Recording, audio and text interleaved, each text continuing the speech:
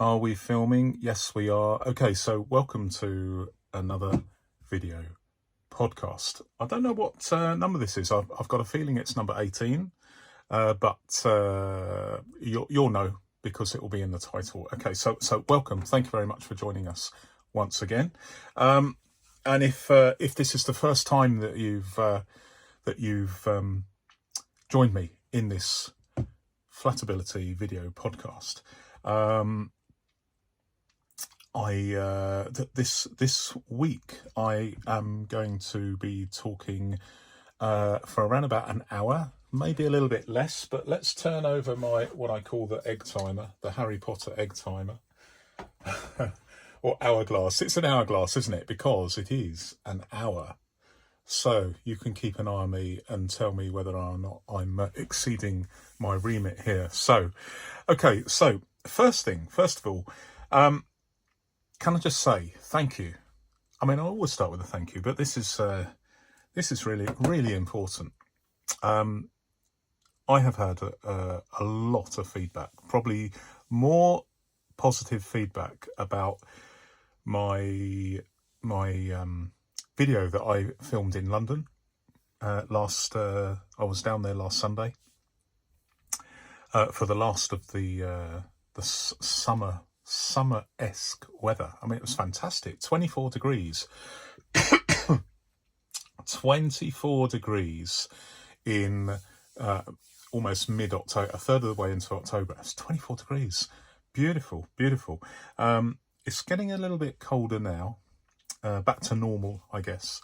But I was a little in out of my comfort zone there, because you normally see me in what I euphemistically call my studio, but it is my back bedroom. And I have done some videos outside before now, but largely they've been talking heads and very, very little editing. I just happen to be doing some photography in London because I'm another aspect of my life is street photography. And I was with a few friends and I thought, do you know what, I'm going to talk about paper-based productivity, just as an experiment. And it was very, very well received. And I've said, look, would you like to see more of videos where I'm out and about and talking? It takes a lot of work because I'm not the world's greatest editor. I just in fact, what you saw was edited solely from my mobile phone. Didn't use my computer at all. And it's quite small to see, so I use my reading glasses. And anyway, I think it went all right. And for those of you who are wondering whether I'm going to do any more, the answer is following an almost... I can't think of anyone that said it wasn't great. So I'm going to do some more from time to time when I and particularly in London. A lot of people said they liked seeing London in the background. So I'm going to, next time I'm in London, I'll do another one. And I really enjoyed it, so thank you very much. I better crack on because the sands of time are slipping through the glass. So, without further ado, I'm going to... Oh, before I do, let me tell you what I've been using this week. So, I'm always using my Frankenfax, which is oversized paper, blank copier, printer paper. Works very, very well for sort of running some ideas through my mind. This is very much a working tool. Also, although you didn't see this in London, I tend to carry one of these, and you'll see a forthcoming... Well, channel members have already seen the video, but the rest of you will be seeing a video specifically about what this is very, very soon. In fact, I think within a day or so, actually. So what was I using in London? Well, I was using my Guildford Mini Extra Slim, which is the I didn't really mention in the when I looked back at the video, I noticed I was just referring to it as a Guildford Mini Extra Slim. And for those of you unfamiliar with filofaxes, and there will be, because a lot of the EDC community sort of drop in and have a look at these videos, especially when I'm talking about binders that you can carry on your person every day, as in EDC. This is a Filofax Guildford Mini Extra Slim, which is for those of you that are unfamiliar with it, it's the smallest form factor that Filofax have ever used. They've only made it for a very, very brief time. They are very, very desirable, with a couple of caveats, but I'm not going to bang on about that in this video. Just look for a review of this, and then all will be revealed. And it's I love it, and I was using this as an itinerary for the day, and I'm going to do a video specifically on the concept of the itinerary, the handwritten itinerary at some point in the future. I was also using this Reticey copy of a Moleskine. Very, very useful. I was using this for jotting down a few things that I would like to leave in here for posterity, because this hopefully will be something that my descendants can read in a few years' time, or 100 years' time, or 200 or 300 years' time, you never know. But I was using that, and finally I was using my it's a custom made it's basically based on a Toma disc bound notebook, if you like. I'm using this as a diary, and there's a to-do list in here, and there's a shopping list, and one or two other things as well. I'm finding this really, really useful. I'm obviously a fan of Filofaxes and traditional binders, but I've been using these disc-based binders for at least 11 or 12 years now, just occasionally. But I am trying different diary systems out, and right now I'm using this one, and I really like it. I really like it. You've probably seen a video that I've literally just made available earlier on this morning, I think. No, it might have been yesterday, not sure, but it's there. Why have I picked a yellow covers? It's because if it's lying about, I can more easily find it than if it's black. So that's the reason for the orange. Okay, so let me respond to some of the comments that you have given me over the last few days. Okay, so the first one, and what I want to do is, I'm not being lazy, but it's just to save a little bit of paper. Obviously I'm using paper all the time, but I have a foot in both camps. So I am referring to your comments on the YouTube app, so that there's no error. There's no room for errors here. I'm literally reading what you have, your comments. Okay, so the first one is, and this lady is referring to last week's podcast, or the podcast I did a few days ago. She says, "Interesting podcast, thanks." W. Smith. Let me just read what she says, and then I will comment. Okay, W. Smith and Ryman only seem to stock the cheaper non-leather binders now. TK Maxx used to have some now and again. In fact, about 6 or 7 years ago, they had a huge selection of discounted Filofaxes at my local TK Maxx store, including some expensive leather ones like the Regency and the Cuban. I bought my first pocket Malden there for half price. Nothing like that now, though.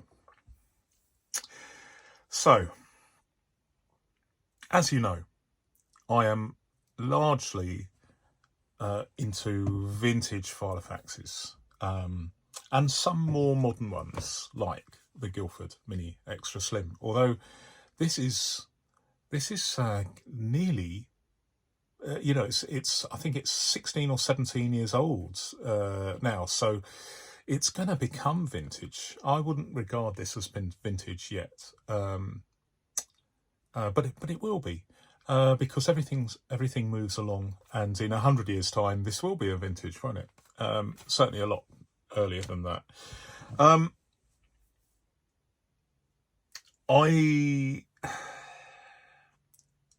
I've been a filofax user on a daily basis for 30 years and 1 month, but I didn't really buy too many filofaxes, in that there was this golden era a few years ago, and I don't mean vintage, I mean a golden era from a point of view of availability.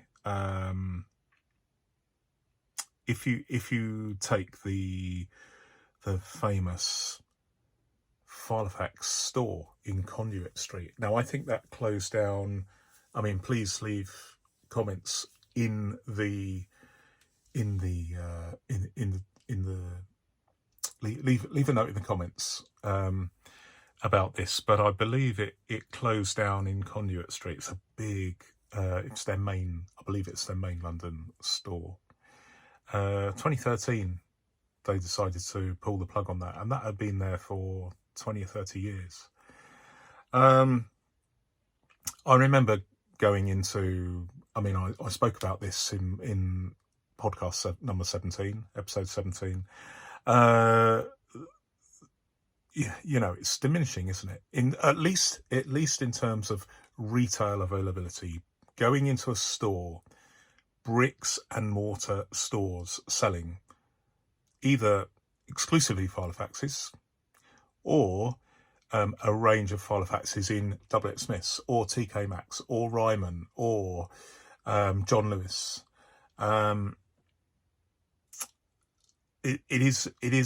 I mean, it's sad to see. I mean, I'm a big fan of filofaxes, and crucially, this is the thing.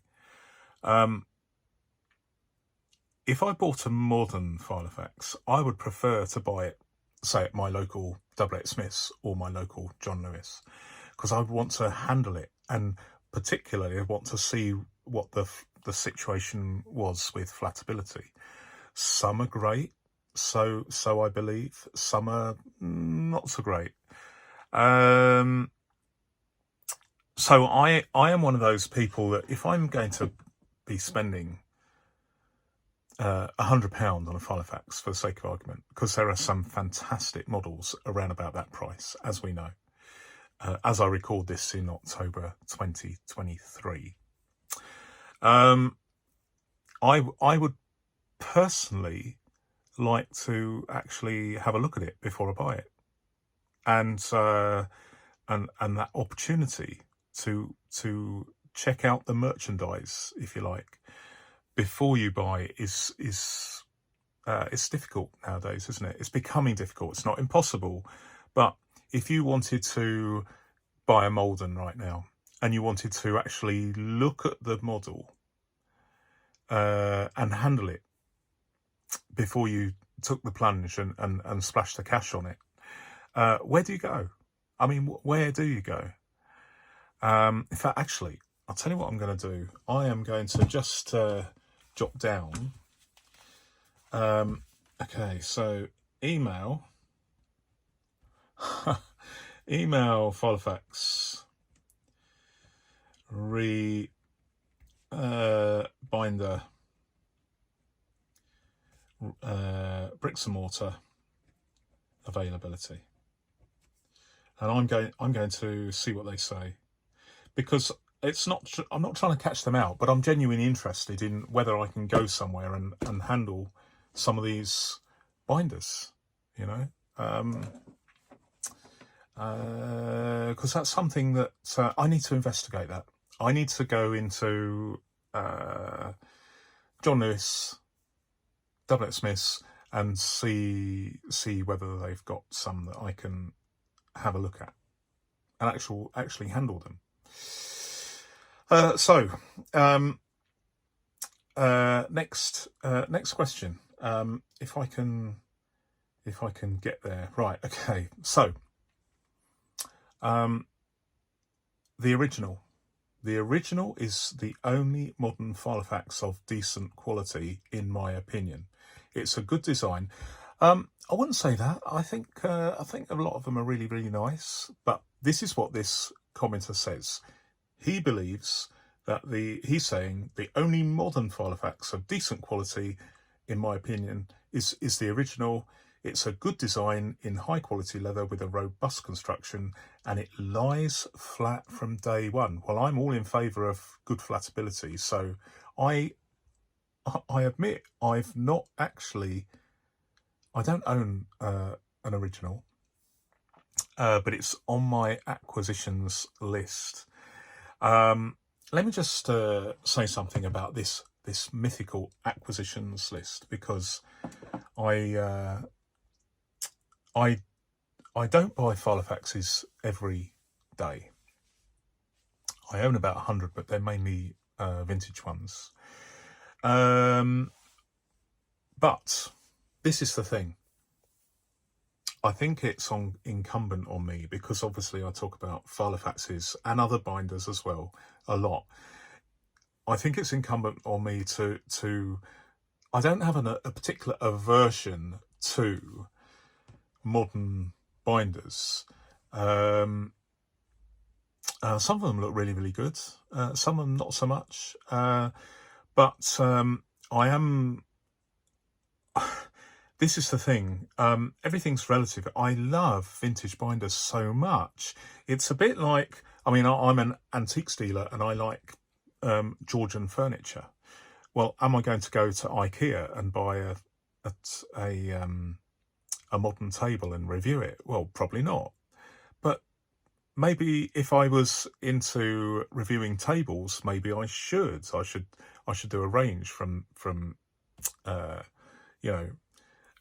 Tudor tables to the modern day.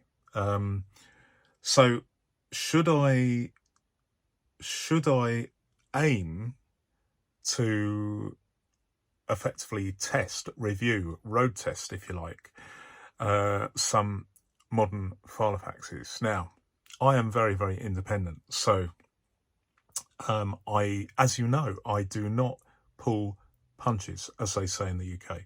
So if I don't think the filofax or another binder measures up to my expectations, then I will call it. I for instance, much as I like the Guildford Mini Extra Slim, there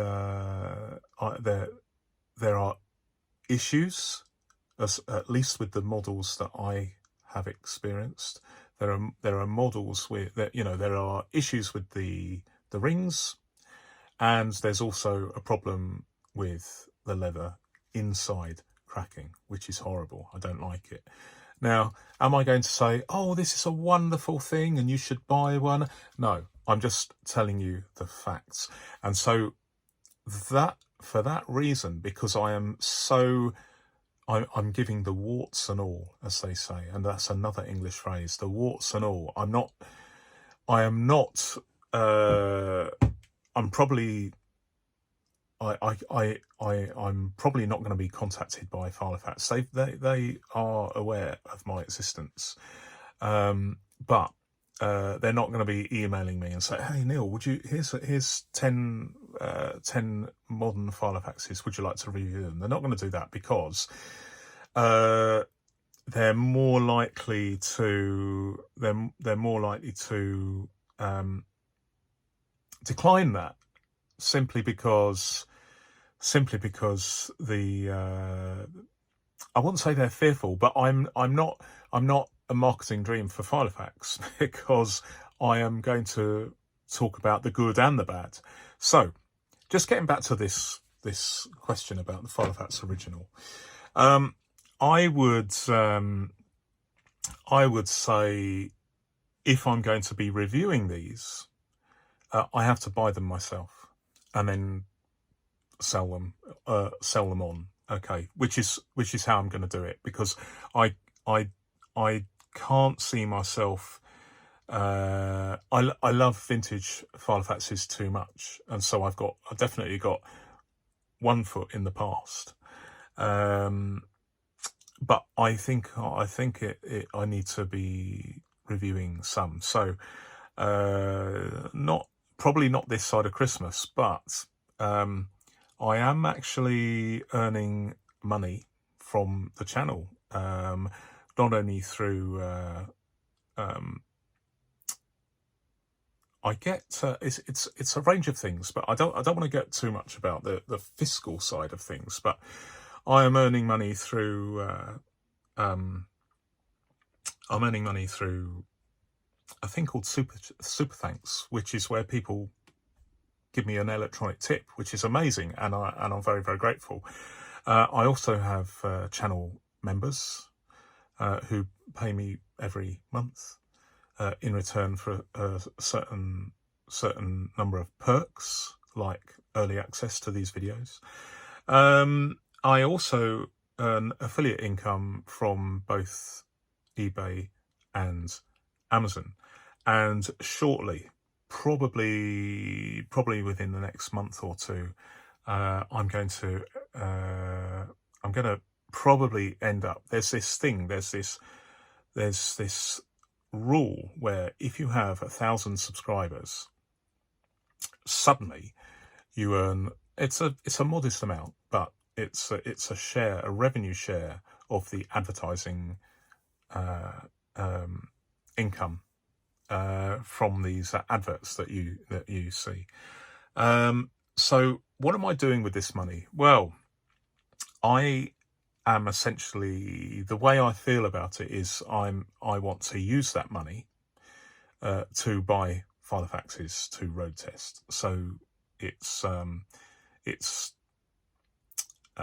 not coming out of my own sort of personal pocket money, as it were.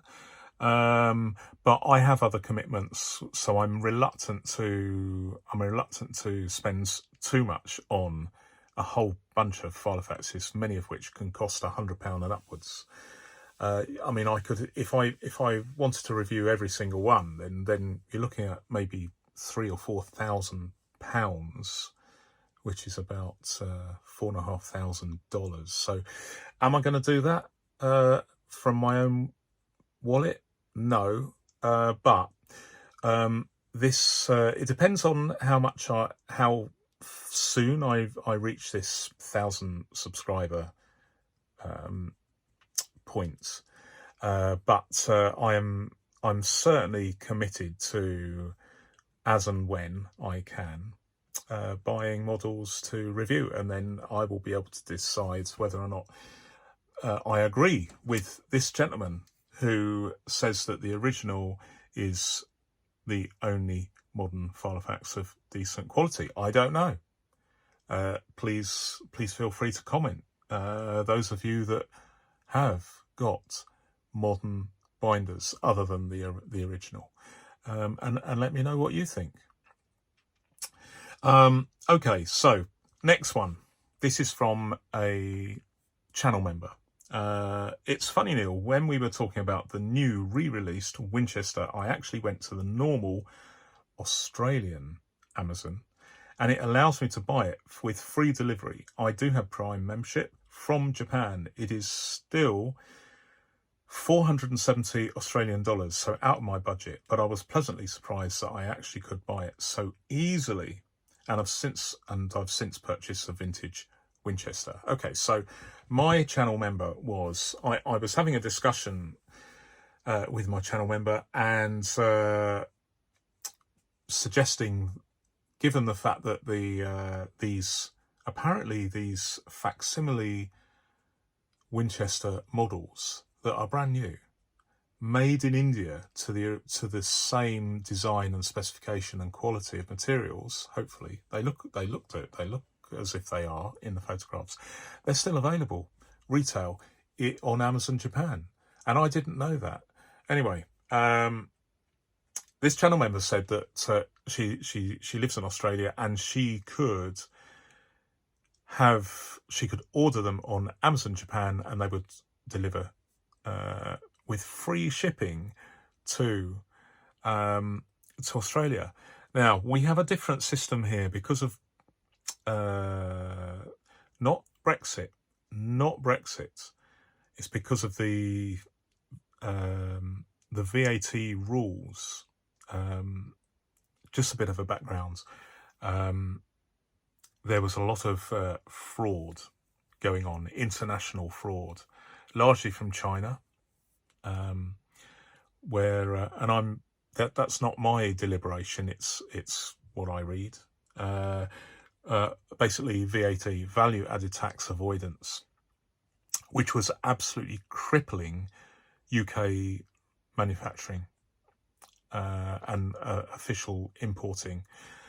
So that they were undercutting British business. So what in conjunction with global initiatives, the UK government decided on the 1st of January 2021 they would introduce these new VAT rules, and that has made it really, really difficult to import. I up until that moment, I was an antiques dealer exporting globally, and I was under the VAT threshold, which in the UK is about £85,000, above which you have to register for VAT. So there were and still are plenty of people working under the VAT, keeping within the VAT threshold, so they didn't have to lose 20% of their income and hence have to raise their prices by 20%. So a little bit of a historical perk there, which has been completely wiped out, because if you export from the UK and your turnover exceeds €10,000, which is very, very low, because remember, that's turnover, not profit. You have to register for VAT, and it becomes incredibly complicated. So it's very complicated for me. And as you're probably aware, there are many firms, organisations that no longer export from outside their borders. I'll give an example. So Brooks Saddles. Brooks started in Birmingham in I believe the 1880s. They nearly went bust. They were bought out by a company, an Italian company called Cell Royale. And then what happens now is we have Brooks Saddles. They're the really nice leather saddles that you see on very expensive bikes. And they manufactured here. They get taken to and held in Italy, and then you can buy them, but because Cell Royale don't want to get involved with the prepayment of VAT,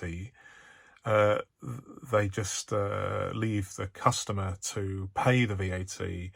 And what happens then is you have to not only pay the VAT when it comes into the country. It depends on the value of the saddle.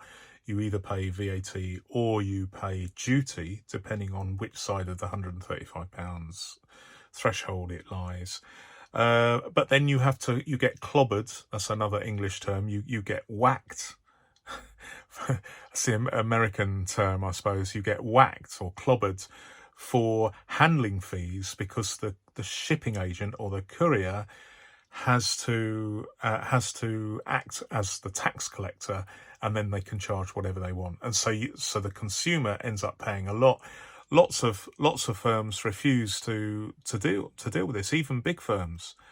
I believe Marks and Spencer, for instance, very famous UK firm, they no longer ship abroad because of this problem. So I don't know what the situation is with shipping from Japan to Australia, but it sounds like it's going to be very easy.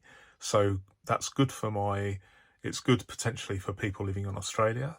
I haven't double checked this, but I'm just going by what my channel member says. So if you're in a country where Amazon will ship to you, Amazon Japan will ship to you, then maybe you'll be interested in one of these amazing Winchester facsimile binders. I will leave it there. Okay, I'm just getting rid of while I'm reading the comments, another comment has just freshly arrived, but that will be in another episode, perhaps. Okay, another channel member says, I really enjoyed the conversation about less retail stores, etc. So we've been talking about the reduction in availability in bricks and mortar stores. And she says, and the resurgence of vintage filofaxes. So there is undoubtedly a resurgence. Certainly prices are going up, but there's also like a mitigating factor, because as prices go up, so more people think, oh, I've got some old filofax knocking about in the drawer. I'll put it on eBay because it looks like they're something that will go for good money. So there's a method in the madness, I suppose. So you might have to pay a little more, but there are more of them available to buy. So horses for courses, another English term. Totally agree and did enjoy this conversation. And yes, they will be available online. But for me, this is nothing like going to a store and being able to handle a filofax. I miss the experience for a lot of things that are almost online only these days. And yes, I wonder whether, and no, I'm not going to organise it myself.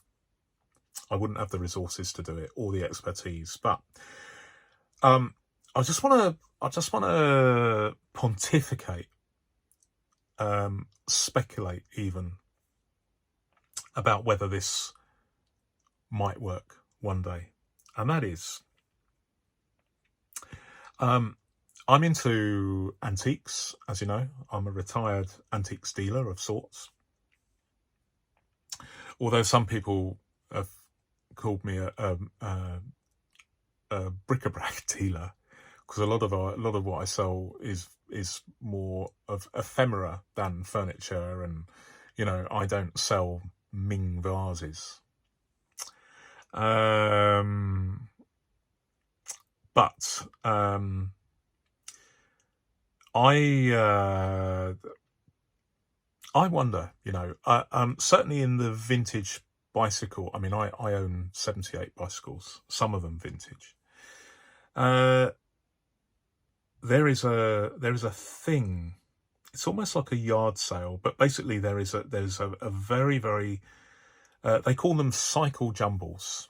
Now, a jumble sale in the UK is typically in a village hall or a church hall, where people pay, say, £5, £10, £15 for a trestle table, and then they bring in all their jumble, which is like bric-a-brac, and then sell it. And a cycle jumble is a similar thing, but just bicycle stuff, vintage bicycle stuff. And when I mean vintage, I mean some of this stuff is very valuable, can date from the Victorian period. So it is a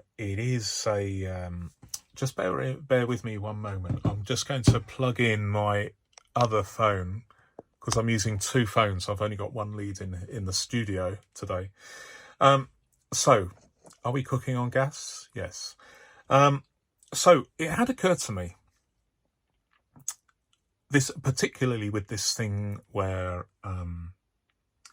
people want to handle the merchandise, and that's not possible if you buy a vintage filofax from eBay, for instance. You have to rely on looking at the photographs and the description. Sometimes the description can be poor, particularly if the rings are not aligned, or they there's gaps, that sort of thing. But also there could be damage in the post, and I just wonder whether at some point there is sufficient demand to have like the equivalent of a cycle jumble, but for binders, filofax, other, just like a paper-based jumble, or like an indoor yard sale, or so like a book fair. A fair sounds posher. So if you had instead of a book fair, you had a filofax fair, and you could hold one in London, or Edinburgh, or Boston, or Paris, or Cologne, or New York, who knows? Adelaide, I don't know.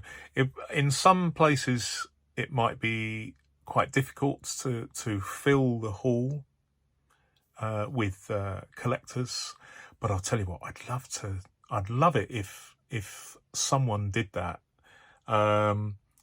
Certainly I would travel to London to, I'm quite lucky. I don't live that far from London, only about 50 miles. So it's just a wild speculative suggestion. If anyone picks it up, I would love to see that, because I think as we move increasingly into a digital age, I think there will be definitely a resurgence for vintage binders, and it could be mixed with fountain pens. I know that with pens, they do have fountain pen fairs, so this is a possibility. Maybe you could have a combined fountain pen fair with vintage binders. Who knows? If there are any pen fair organisers out there, why not? Okay. So next comment. I don't know if it's a camera issue, but those Atoma rings, these ones, look different sizes. The metal versus the plastic. The plastic rings don't look as thick as the metal ones. Maybe that's why the paper is more difficult to turn the metal discs. Right. I should have brought into the studio my Alain Berthaud stroke Atoma binder. It's very, very similar to this. It's got a felt cover, which some people like, some people don't like. It's this size, identical to this size, and it has, instead of these plastic Atoma rings, it has metal, and they're specifically aluminium. Now I've measured these. It is an optical illusion, but I've measured the width of these rings with my micrometer, and the aluminium ones are absolutely identical in width and shape, but it is these are definitely smoother when you turn the pages. So we're talking about Atoma paper, and Atoma paper in the Atoma aluminium rings, Alain Berthaud, and plastic ones here. Now I'm not sure, but I've found the exactly the same thing. The pages in the, it's not an issue, but it is a small issue. So when you open with the plastic ones, and I fitted this paper in the Alain Berthaud, and I've fitted the Alain Berthaud paper, which is also, so this is paper out of the Alain Berthaud that was supplied. I don't really do lines paper, either grid or blank paper, but it was in there when I bought it. And this certainly this paper turns just as easily with these plastic rings. Now I've got a theory. aluminium oxide oxidizes, and that oxidized layer, which you can't get rid of because it's exposed to the air, is porous, and paper under a microscope is very, very hairy. And so my theory is that the friction between hairy paper and the aluminium rings is just that has a little bit more friction than these. So I don't really know whether under a microscope these plastic rings have either a porous, a bumpy surface, or a super smooth surface. I don't know, but I'm just guessing that is the reason. So the dimensions of the punched paper holes and the dimensions of the discs are identical between these Atoma books and the Alamberto. I do like the Alamberto, but I bought it to essentially roads test it. And yes, I would agree with that person. So how are we doing for time? Well, we're kind of halfway. In fact, we're more than halfway. We've got to 41 minutes. Okay, so this person says, just wanted to say, I didn't get a notification for this video. I just stumbled on it browsing YouTube. I am subscribed to. It's been 7 hours since you posted it with no notification. So this is an issue. I do try and keep up with comments, but I have got to the point where I am spending a lot of my time, 2 or 3 hours a day, just answering comments. Now, I can't always keep up with your comments, and I mean, it's lovely to get comments. So the crucial thing is, if you comment, other people will see your comment, and there's some element of communication between people without any intervention of mine. So your comments will be seen by me and other people, but I can't answer all of them. And also I've got some of my earlier videos have I've got verification switched on. So basically, I can't release when you leave a post, it doesn't get posted straight away because it's waiting for approval from me. Now I've switched off the verification for many of my recent videos, but there is an element of automatic approval. So for instance, if you send a comment with a link in it, then that is identified by the YouTube algorithm, and it doesn't get posted. Also, certain words that are offensive or abusive, or they can effectively, some of those comments end up in a spam filter, and it's really, really difficult to go through them systematically. It's taking enough time, and to be honest, what I'm doing is the time I do have, because I have other channels as well, as some of you will know, I would rather spend that time making videos than going through every single comment you make. So there is a small risk that your comment will not see the light of day, but I am being as fair as I can. I think most of them go through, so there is a risk. So if you've made a comment where there is a word in there that might be misinterpreted as undesirable, then reword it with neutral words, because the algorithm is probably working through words that are derived from many languages. So what your innocent comment might possibly be caught up in the naughty pile, YouTube's naughty pile. So if it does, reword it, have a think about it, but I'll leave it with you. But this is an issue, hopefully not too much of an issue, but in this particular case, what I did, I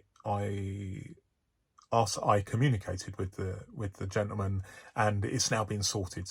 So good, very pleased about that. Okay, this is fun. How are we doing? We are good, right? So, I am very, very. I'd like to think that I'm very, very positive about negative feedback.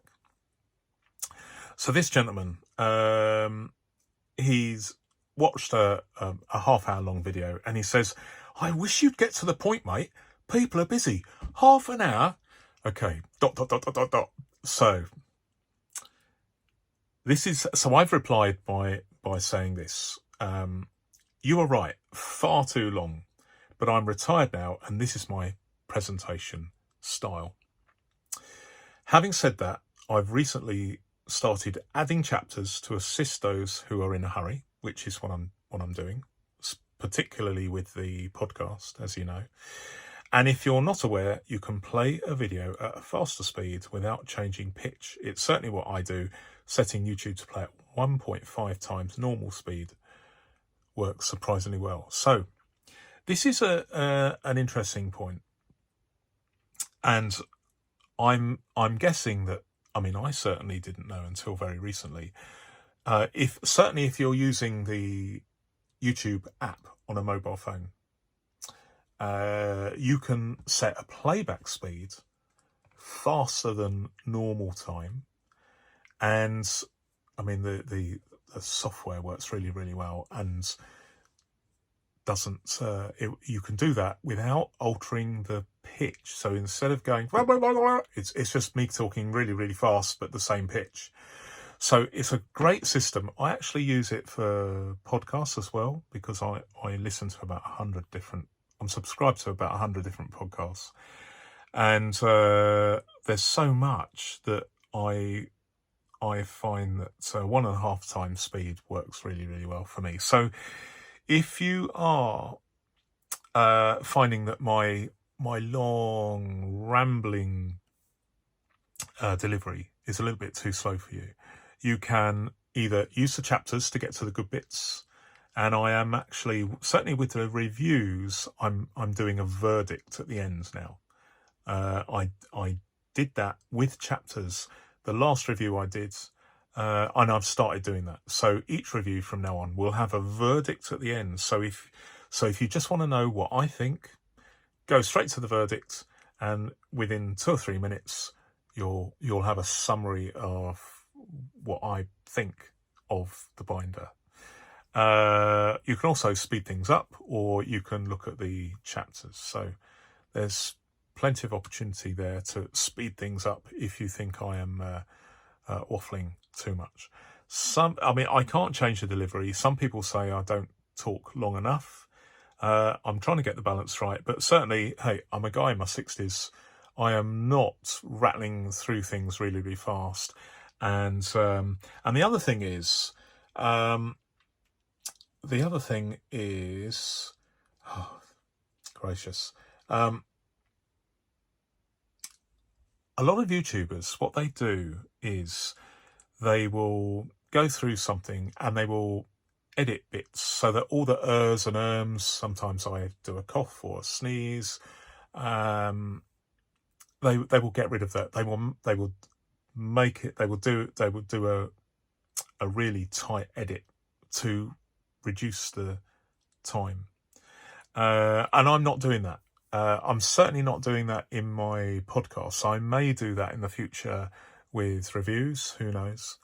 I'm not the best editor in the world, but I really enjoy some of the editing on the London video, which you've probably seen, I'd like you to see it, was very, very tight indeed.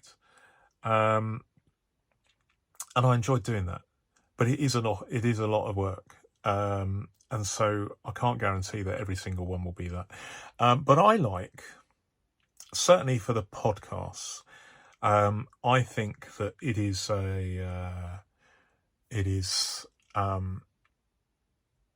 let me just have a look at the time here. So, okay, I'm recording this, but I've got an appointment.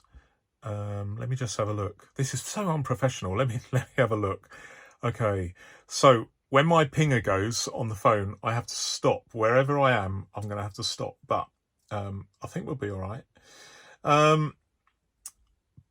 But I could make the edits a little bit tighter. But I think with the podcast, I mean, what I try and do is just go from start to finish, and it's a very informal thing for typically about an hour, although it has been over 2 hours. And I like that. I feel as if when I'm doing the podcast, I am imagining that I'm just talking to one person, and we're just sitting at the bottom of the garden having a cup of tea. And and they're saying, tell me about your week and about filofaxes and other binders and paper-based productivity in general. And so I am saying, okay, well, this is the situation. This is the score this week. And I quite like that. When you edit, you're changing the perception of a person. And what I want is for you to see me. There are no airs and graces. This is my normal accent. This is the normal way I talk to family and friends and your good selves out there in the ether, wherever you are in the world. So, I'm going to carry on if I can with a one hit, unless. I think once or twice I've ended it and had to splice it because I've gone downstairs and I've had to cut something out because of the doorbell going, or I've had a phone call and it's an emergency phone call from my daughter or something. But in general, this is me talking to you for an hour or so. So yeah. It does take. I've taken several minutes explaining about this. Can you get to a point, mate? Oh, it's been half an hour. I think we're probably going to do one more, and then I'm going to save my. As usual, I can't do all of them, but I'm going to maybe have another podcast like a second port in a few days' time. Who knows? But.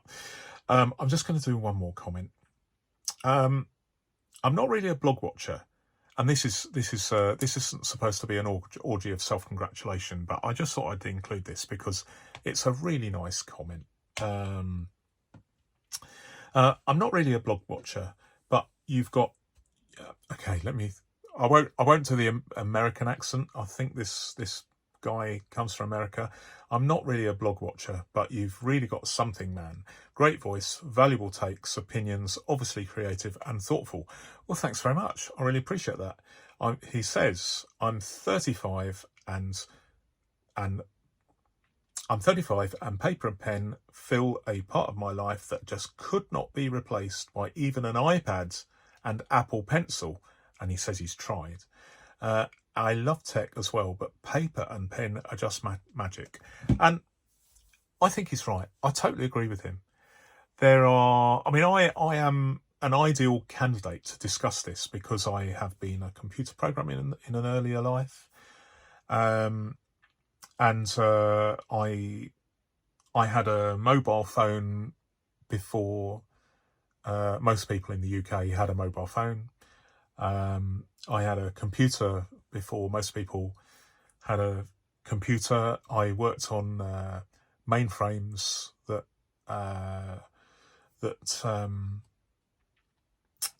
filled half a room. Half a room. Well, no.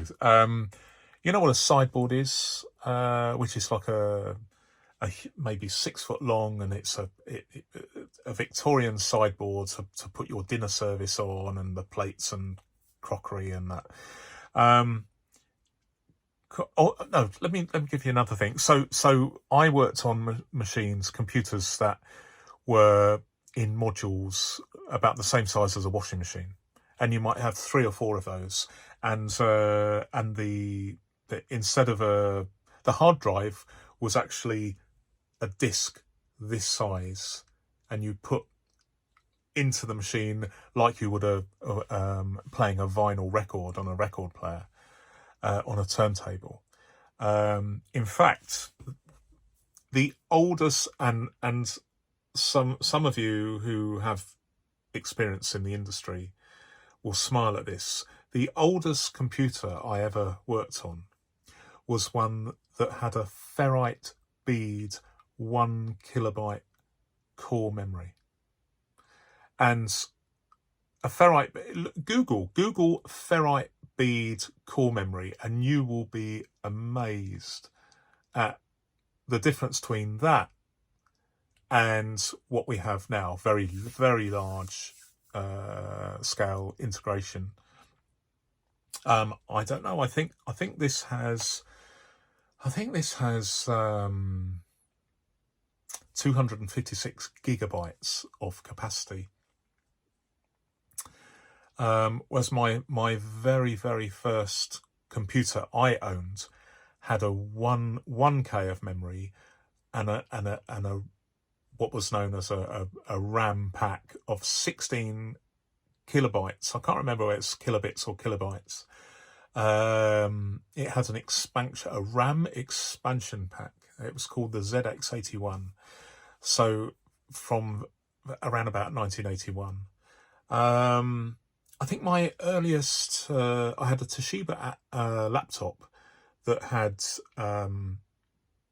20 megabytes, not gigabytes.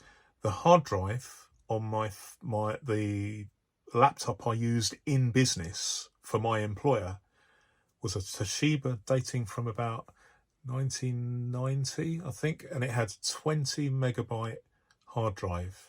And yet in my GoPro now, I've got a tiny little SD card, which is, you know what it's not the normal size one, the full size one, but the tiny microscopic one.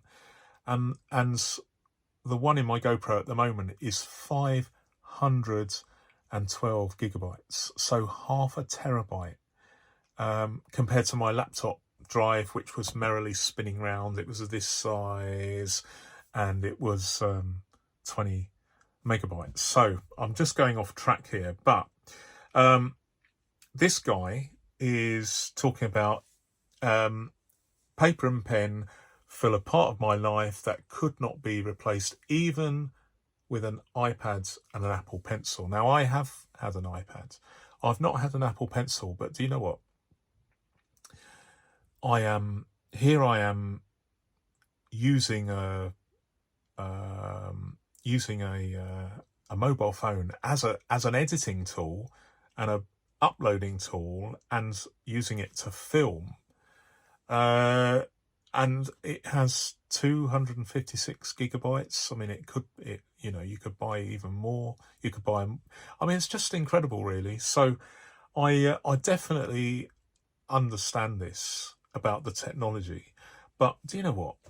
Having this, or having this, or having this, or this, or this, I mean, it just makes sense. It just makes sense, particularly with the diary. I mean, I just happen to be, this is my favourite. I mean, I seem to be using this a lot at the moment. I was using this, but I'm now using this as my main diary, and some things go in here, some things go in my in the cloud courtesy of the Apple's calendar app.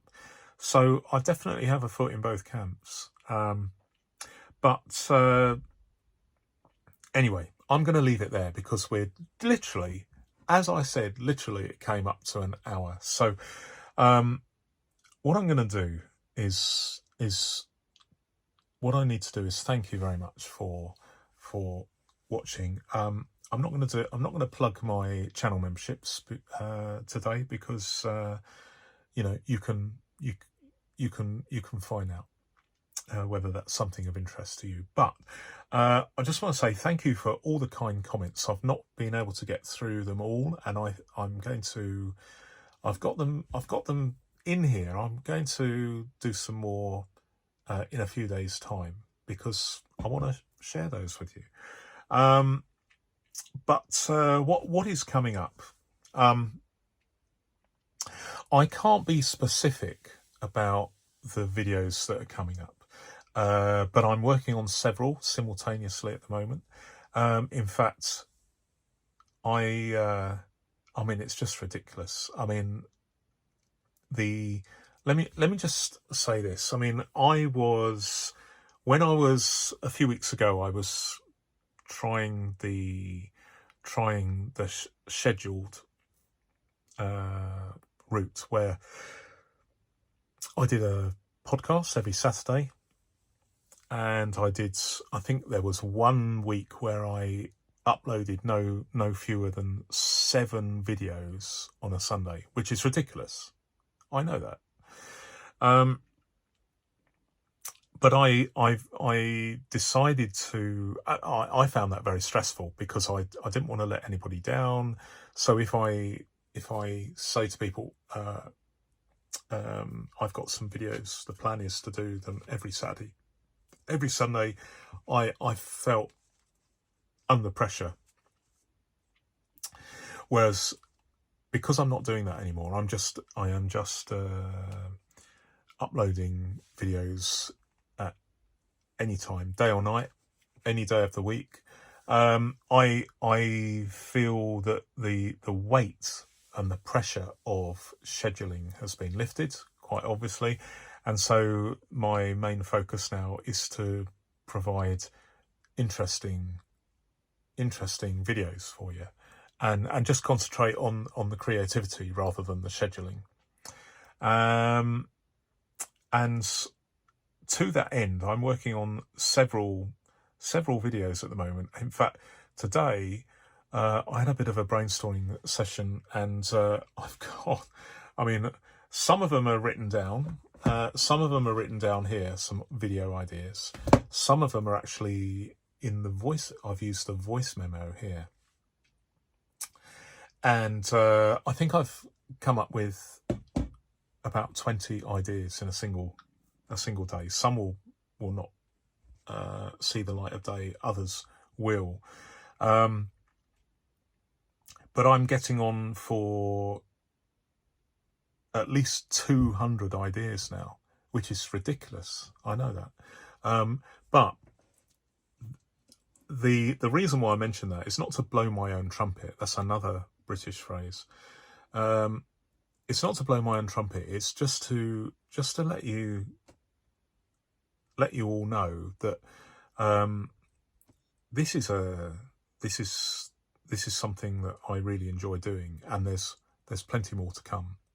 And I'm feeling really, really well at the moment. Some people have asked how I am, and I'm well. So unexpectedly, I'm really, really pleased. I've got another medical appointment in a couple of days' time, but hopefully things will be all right. But I'm up to, as I record this, I think I have 181 videos out there that are available for everyone, not just channel members. I've always been very, very clear about that. Channel members may have early access, but there's no exclusivity for videos. Everybody gets to see the videos, and I'm really enjoying the interaction I have with you guys, and the comments and the feedback. It's I find it quite therapeutic, actually. So thank you very much for that. And if you I better do a plug.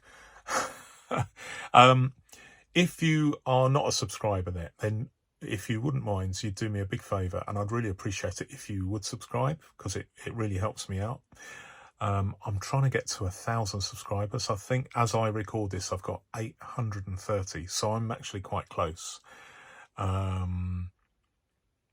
had 8 new subscribers overnight here in the UK, so quite a lot. It seems to be growing faster.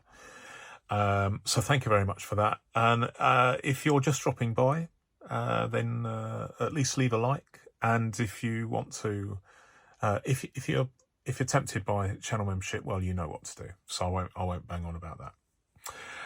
So thank you very much, and until my next video, goodbye.